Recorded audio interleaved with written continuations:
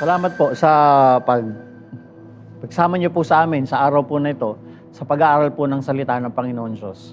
Salamat po dahil sinamahan niyo po kami at sasamahan niyo pa po kami sa mga susunod po na mga araw patungkol po sa pag-aaral po ng The Lord's Prayer. Ang The Lord's Prayer po ay isang dalangin ni Jesus na tinuro po sa bawat isa po sa atin. So, hindi po ito isang basta panalangin lang na kailangan nating bigkasin.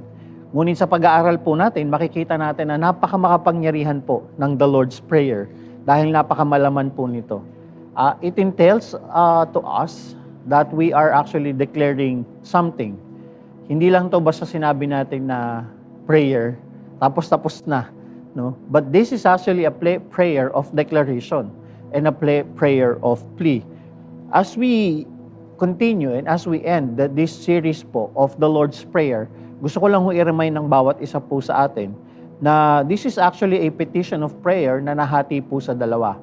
No, yung kung verse 9, verse 10, lagi yung pinakita ho dito, the first part is tayo po we are declaring dependence upon God. Your name will be hallowed, your name, your kingdom come, and then your will be done.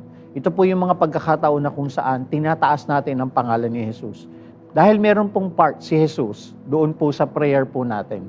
But on the other hand, the second part of the prayer, it talks about us. Tayo naman. No, ano yung pwede natin gawin? Ano yung kailangan natin gawin with regards to the Lord's Prayer?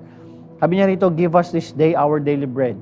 It talks about our dependence of the provision ng Panginoon Diyos. Forgive us. Talks about tayo ay pinatawad ng Panginoon dahil tayo kaya rin natin magpatawad.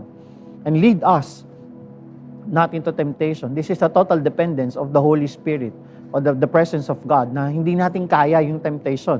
But the Lord is so faithful and the Lord will actually provide and deliver us from evil one. We are declaring protection upon us. So the Lord's Prayer, pag pinag-usapan po natin, hindi lang po siya isang panalangin na kung saan sinasabi ni Jesus na ito yung gawin nyo. Ngunit we are declaring something. And when we say, may your kingdom come, may your will be done on earth as it is in heaven. Sinasabi natin na, Lord, gusto ko po sana, ang panalangin ko, ang declaration ko, maghari o anuman ang nangyari sa lupa. Ngayon, kung kayo po ay madalas yung dinadasal ang the Lord's Prayer, now sana we are going to pray the Lord's Prayer with conviction in our hearts. Which means, alam na natin kung gaano makapangyarihan ang the Lord's Prayer. Makapangyarihan in a sense na we are declaring something when we pray the Lord's Prayer. We are not just declaring protection, we are declaring dependence, we are declaring the kingdom of God. So my challenge for each and every one of you, kayo pong nanonood, nakasama po namin, na the moment you pray the Lord's Prayer, sana lagi nating itanim sa ating isip at sa ating mga puso na tayo po ay nagde-declare ng something. So my challenge and my prayer for each one of you, the next time you will declare, my Father in heaven, hallowed be your name. Your kingdom come, your will be done.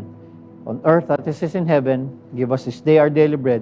Forgive us our debts, as we also forgive our debtors. And lead us not into temptation, but deliver us from our evil one. The moment na dinasal niyo po ito, asahan niyo na kayo po ay nagde-declare ng something sa Panginoon Diyos. Samahan niyo po kami sa mga susunod pang linggo na pag-aaral po natin. Samahan niyo po kami sa mga susunod pa na araw at panoorin at tayo po ay magbabasa, mag-aaral ng salita ng Diyos. Hindi lang po kami, hindi lang po ako.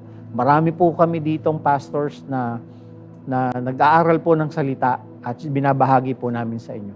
Nawa po kayo po ay pinagpala at patuloy na pagpalain po ng Panginoon Diyos sa pagsama niyo po sa amin.